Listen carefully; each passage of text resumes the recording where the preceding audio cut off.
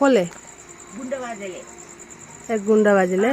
अनि मैले छोरी होइन म त मामा माइजू भन्छु भनेर मामा माइजूमा साइनो गएर अनि त्यो तिर्सी र मैनाले यिनीहरूले जिस्किनु पाउँदैन नि। हाम्रो जस्तो होइन, मामा फुपू र मामा चेला चल्छ नि त हाम्रो, लिम्बूको चल्दैन नि त, त्यो भएर जिस्किनु पनि हुँदैन। दिदी बहिनी पर्यो हो, त्यो सैनीले खिचेको छ। ए उहाँ कहाँ के हुन्थ्यो? 8 किलोदेखि। 8 किलो बजा उनीहरूले तपाईँलाई चाहिँ गुण्डा बाजेले तपाईँलाई छोरी भन्थ्यो?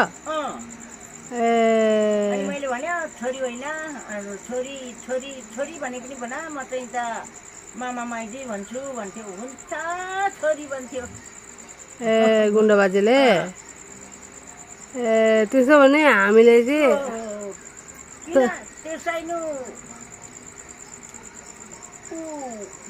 त्यसरी नबसे मरेर गयो नि त पाखरिनपट्टिदेखिको साइनो, अनि आपापट्टि नि अहिलेको आपापट्टि नि त्यही साइनो बस्यो।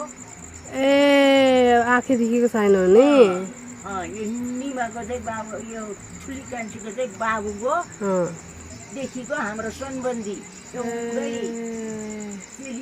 टिका सिका यस्तो त लगाएको होइन के होइन, तर मनले मानेको नि पहिलादेखि नि। ए त्यसो भने राजेनलाई के भन्नु पर्यो मैले? राजेन र पम्फालाई? राजेन र पम्फालाई अब के भन्नुपर्छ? मैले के भन्छ? बाजे काका भन्छ? काका पर्छ नि। पम्फाको पनि एउटा नानी भयो भनेको होइन? अस्ति उहाँ माटो किने त हाम्रो छेउमा पम्फाले? राजेनले? राजेन र म त फेरि सँगै पढेको नि माम स्कुलमा। अनि त्यो काका भन्नुहुन्छ, अप्ठ्यारो लाग्दैन राजेन राजेन भनिन्छ, लेकिन फुलमनले खतरा जिस्काउँछ। ससुरो ससुरो भन्छ। आयो फुलमनले जिस्काउँछ।